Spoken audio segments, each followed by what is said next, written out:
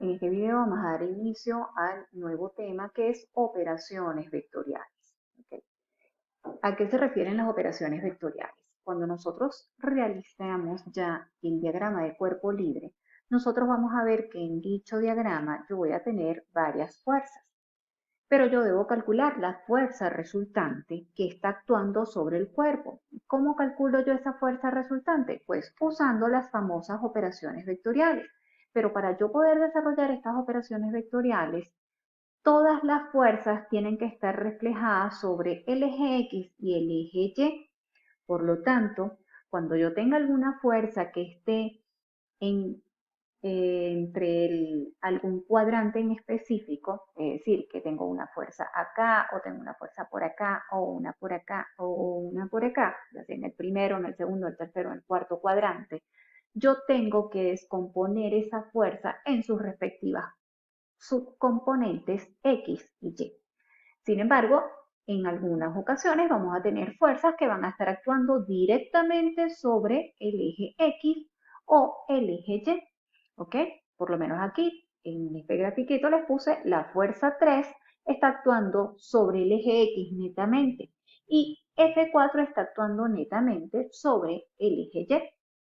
Mientras que F1 y F2 son fuerzas, perdón, que están comprendidas entre 0 grados y 90 grados, es decir, están dentro del primer cuadrante.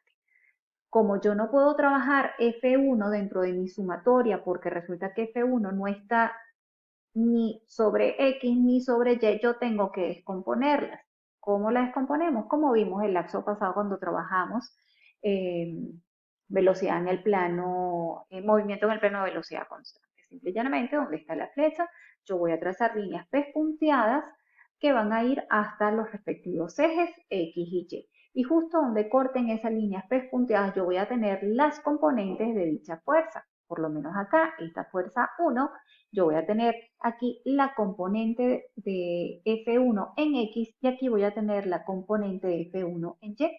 Para el mismo caso de la fuerza 2, trazo línea pespunteada desde la flecha de mi vector hasta los ejes cartesianos y donde corten esas líneas al eje cartesiano yo tengo la respectiva componente.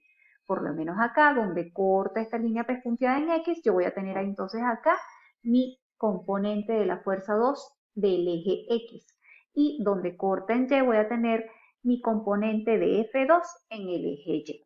Y luego yo vamos a ver cuál es el procedimiento, ya que nosotros vamos a realizar sumatoria de fuerzas que están actuando sobre el eje X y la sumatoria de fuerzas que van a estar actuando sobre el eje Y.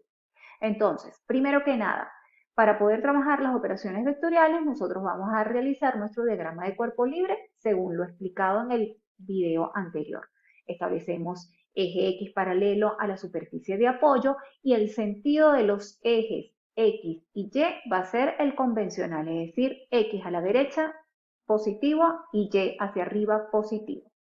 Posteriormente, yo realizo o ubico dentro de mi eje cartesiano las fuerzas que están actuando sobre el cuerpo que estoy analizando.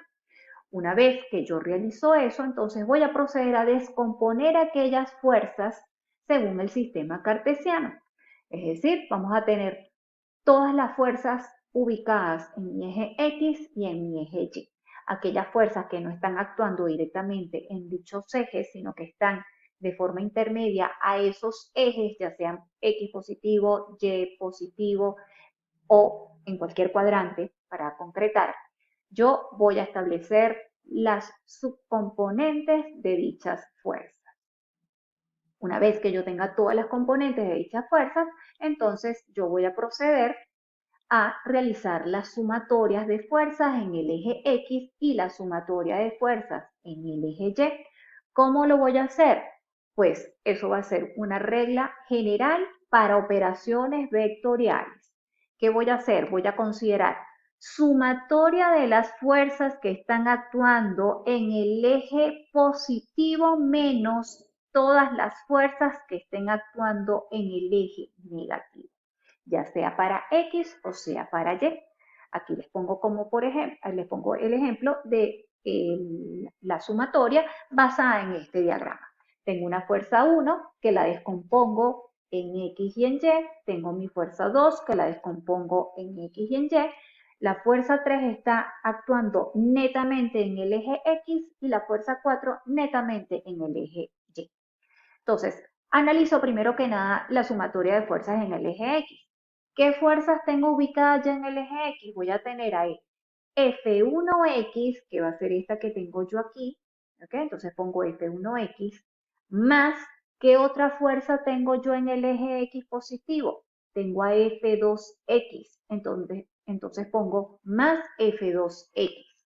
Ya no tengo más fuerzas actuando en el eje X positivo, pero tengo fuerzas actuando en el eje X negativo. Entonces pongo menos, y ahora voy a colocar todas las fuerzas que tengo yo actuando en el eje X negativo. En este caso tengo una sola fuerza, entonces me va a quedar F3 acá, ¿ok? Aquí déjenme borrarles eso para que no les vaya a generar confusión, porque estamos trabajando es en base nada más a este diagramita. Entonces me quedaría que la sumatoria para este diagrama en específico, la sumatoria para el eje X sería F1X más F2X menos F3. ¿Por qué F3 no tiene subíndice de X o Y? Porque esta fuerza está actuando netamente en X, entonces no hace falta que yo lo coloque.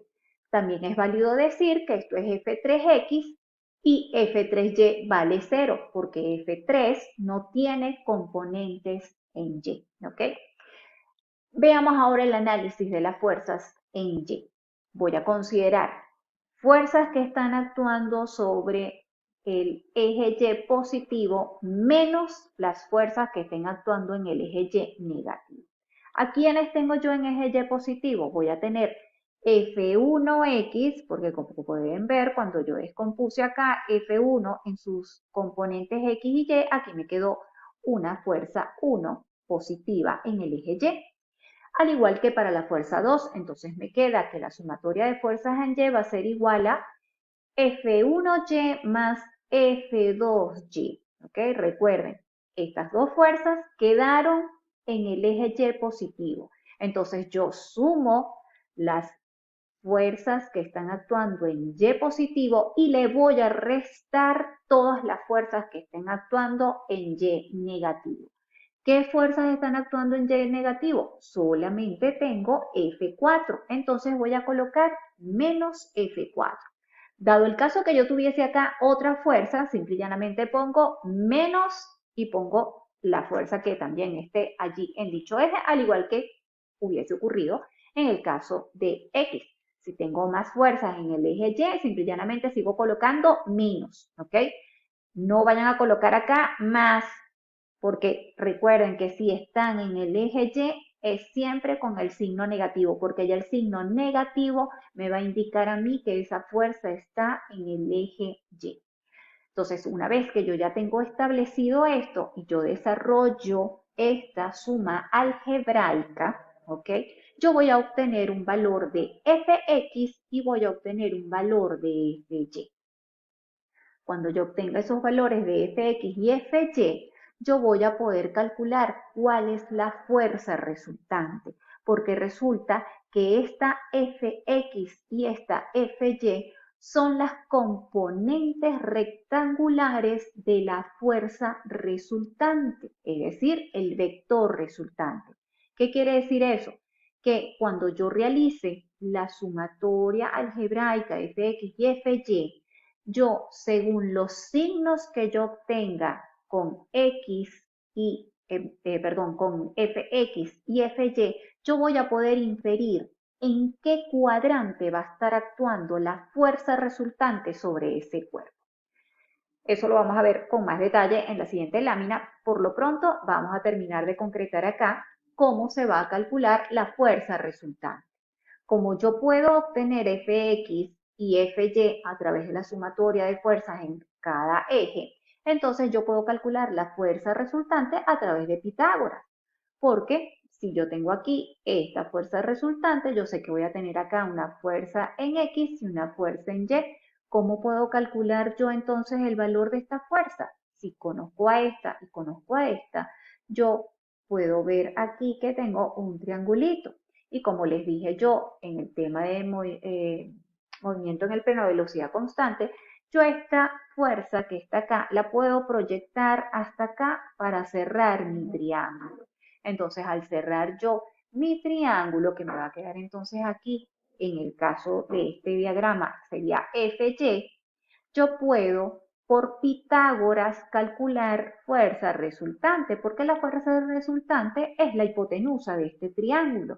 Y yo sé que por Pitágoras yo puedo calcular la hipotenusa cuando indico o cuando trabajo la siguiente fórmula. Yo digo que la hipotenusa, que en este caso es la fuerza resultante elevada al cuadrado, va a ser igual a la sumatoria de los catetos del triángulo rectángulo, cada uno elevado al cuadrado. Entonces me quedaría fuerza resultante al cuadrado igual a Fx al cuadrado más Fy al cuadrado. Si yo despejo, yo sé que lo que tengo que aplicar acá es sacar raíz cuadrada de esta operación matemática que tengo acá. Como pueden ver, aquí yo tengo la fuerza resultante, pero esta fuerza resultante tiene un grado de inclinación respecto a mi eje horizontal. Ese grado de inclinación sobre el eje horizontal me va a definir a mí la dirección de la fuerza resultante. Como pueden ver acá, yo estoy llamando la dirección de la fuerza resultante tita, ¿ok? No la estoy llamando alfa, la estoy llamando tita. Ya van a ver por qué yo la voy a definir como tita y no como alfa como veníamos procediendo, porque vamos a ver que alfa va a representar para mí otro ángulo, que cuando está ubicada la fuerza resultante en el primer cuadrante, tita coincide con alfa. Más adelante van a entender todo lo que les estoy diciendo, quizás ahorita dirán, no entiendo, profe, que me está diciendo alfa, tita, igual, diferentes, ok. Entonces, lo que tenemos que tener claro es que la dirección definitiva de la fuerza resultante me la va a definir a mí el ángulo tita. Y el ángulo tita va a ser el ángulo de arrastre desde el eje horizontal hasta donde se encuentre la fuerza resultante. Ojo, la fuerza resultante puede estar en el primer cuadrante, en el segundo cuadrante, en el segundo cuadrante, en el segundo, en el tercero, en el cuarto cuadrante. Entonces, ¿cómo puedo calcular yo ese ángulo tita? Si yo trabajo este dibujito que tengo aquí, yo tita la puedo calcular con esta fórmula. Sin embargo, no siempre tita lo vamos a poder calcular con esta fórmula porque va a depender del cuadrante que yo trabajo. Si es el primer cuadrante, esta es la fórmula a validar.